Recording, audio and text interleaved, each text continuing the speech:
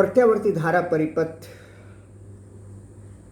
की बात जानकारी की जा रही है। एक परिपथ हमने तैयार किया है। सेल एक है डीसी वाली, दिष्ट धारा वाली, पॉजिटिव नेगेटिव। यहाँ एक संधारित्र जोड़ा गया है सी धारिता का, और यहाँ एक प्रेरण कुंडली एल, स्व प्रेरण गुणांक। एक स्विच है, ये ड्यूअल स्विच है। इस पॉइंट को यहाँ भी ऐड किया जा सकता है, इस पॉइंट को यहाँ भी जोड़ा जा सकता है, ये ऐसे जोड़ा जा सकता है। तो पहले हमने क्या किया देखिए,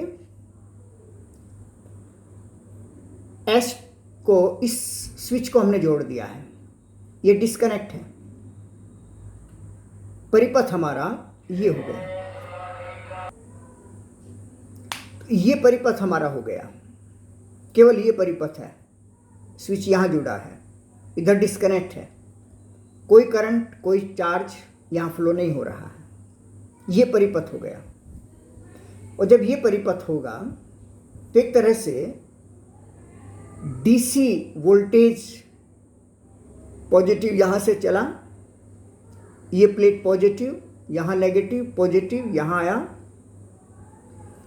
आवेश का प्रवाह शुरू हुआ, संधारित्र आवेशित हो गया। अधिकतम आवेश मान लीजिए Q0 इस पर आ गया है। जैसे स्विच ऑन करेंगे आवेश आना शुरू होगा, चार्जिंग, आवेशन हो गया संधारित्र का। और जब आवेश अधिकतम आ चुका है, कब आएगा? जब यहाँ का वोल्टेज पॉजिटिव, यहाँ का नेगेटिव, ये समान हो जाएंगे, क्योंकि ये दोनों बिल्कुल पैरेलल में हो गए। तो यहाँ का विभवांतर, अगर Q0 आवेश मैक्सिमम आवेश है, तो यहाँ का विभवांतर V बराबर Q0 अपॉन C हो गया। V बराबर Q बाई C होता है। तो एक तरह से यहाँ का विभवांतर Q0 अपॉन C है, और ये पूरी तरह से चार्ज है, इस पर आवेश Q0 है। यहाँ प्लस Q0, यहाँ माइनस Q0। Q0 आवेश है, संधारित्र की धारिता C है, तो इसकी वैद्युत स्थितिज ऊर्जा 1/2 Q0 स्क्वायर अपॉन C हो गई। यानी हमने स्विच जोड़ा, आवेश प्रवाहित हुआ, संधारित्र आवेशित हुआ, और इसमें एक स्थिर वैद्युत स्थितिज ऊर्जा संधारित्र की प्लेटों के मध्य वैद्युत क्षेत्र के रूप में समायोजित हो गई। अब हमने इस स्विच को यहां से हटाकर यहां जोड़ दिया, ऐसे जोड़ दिया। तो यहां जोड़ते ही क्या होगा, ये डिस्कनेक्ट हो गया, मतलब सेल हटा दिया है हमने। यहां पॉजिटिव है, यहां नेगेटिव है, ये परिपथ हो गया हमारा, ये वाला परिपथ एल सी परिपथ।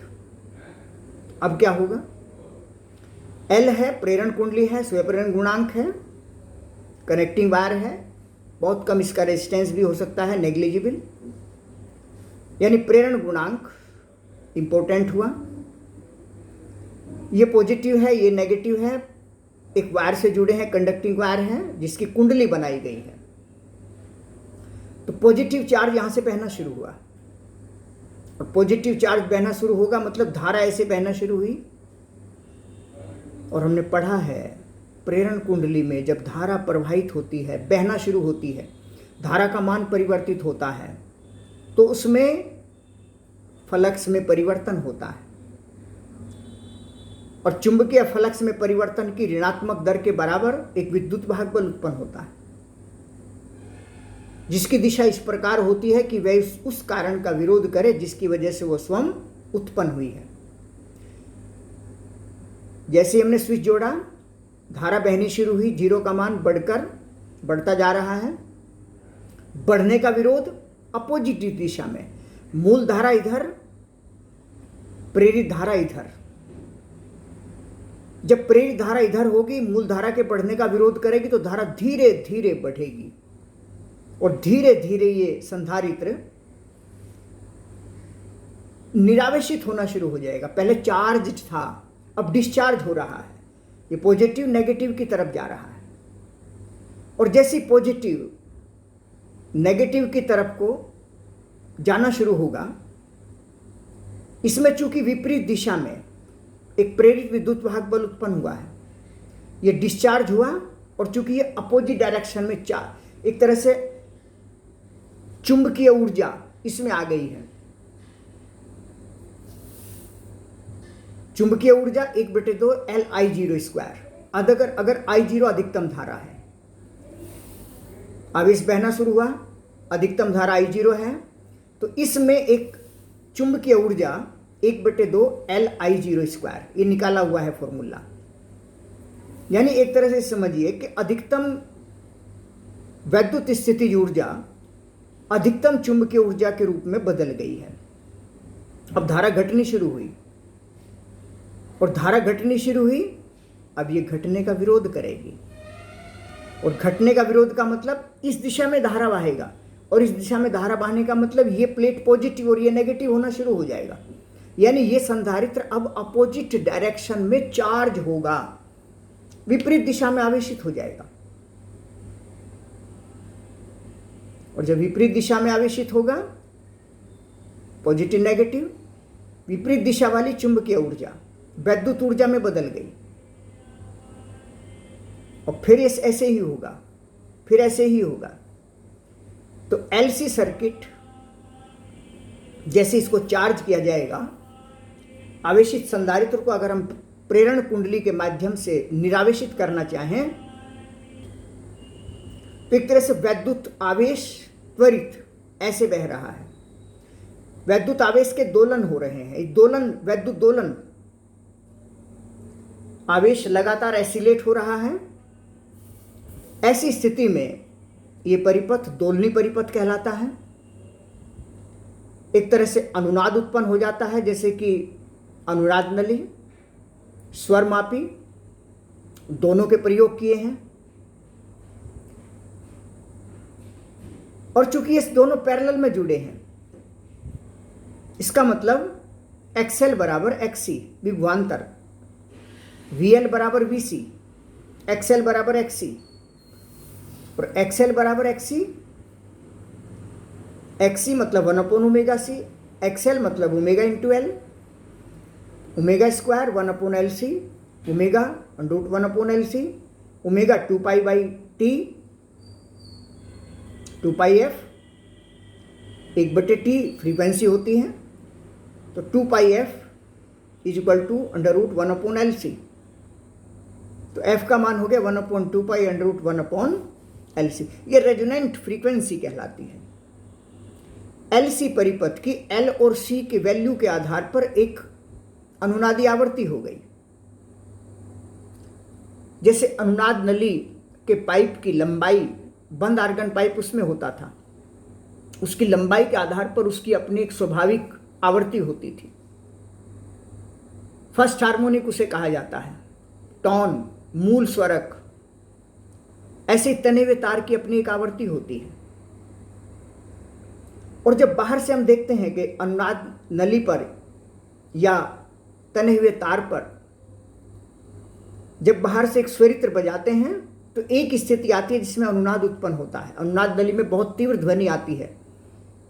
11th में प्रैक्टिकल किया होगा, जिन्होंने किया है ढंग से, थ्योरी ढंग से तैयार किया, वहां बिल्कुल एकदम क्लियर होता चला जाएगा। तो f = 1/2π √1/LC, ये इसकी स्वाभाविक आवृत्ति हो गई, मूल आवृत्ति हो गई, अनुनादी आवृत्ति हो गई। अगर हम ऐसा करें कि LC की वैल्यू के आधार पर इसकी अपनी एक रेजोनेंट फ्रीक्वेंसी है, अनुनादी आवृत्ति है, बराबर 1/2π √1/LC। अगर इसी फ्रीक्वेंसी का यहाँ पर एक AC सोर्स लगा दें, तो इससे वैद्युत चुंबकीय तरंगों का, इस फ्रीक्वेंसी का लगातार रेडिएशन होने लगेगा। वैद्युत चुंबकीय तरंगों का वायुमंडल में प्रसारण इसी LC सर्किट के माध्यम से होता। बेहद महत्वपूर्ण टॉपिक है, बेहद महत्वपूर्ण पॉइंट। टेलीकम्युनिकेशन हो रहा है, इलेक्ट्रोमैग्नेटिक वेव के रूप में मोबाइल से आवाज, चित्र जा रहे हैं, सिग्नल, सिंबल्स जा रहे हैं, रिमोट से टीवी आदि संचारित हो रहे हैं, फैन संचारित हो रहे हैं। उसमें सब में एक सिंपल थियोरिटिकली LC सर्किट होता है। L और C की वैल्यू को बदलकर हम इसकी फ्रीक्वेंसी को चेंज कर सकते हैं। तो बेहद महत्वपूर्ण पॉइंट है, अच्छी तरीके से तैयार करेंगे। एक तरह के ये समझिए कि इसमें प्लेटों के मध्य वैद्युत ऊर्जा, वैद्युत स्थितिज ऊर्जा 1/2 FQ0/C स्क्वायर/C, और प्रेरण कुंडली में I0 मैक्सिमम करंट हो तो 1/2 LI0 स्क्वायर।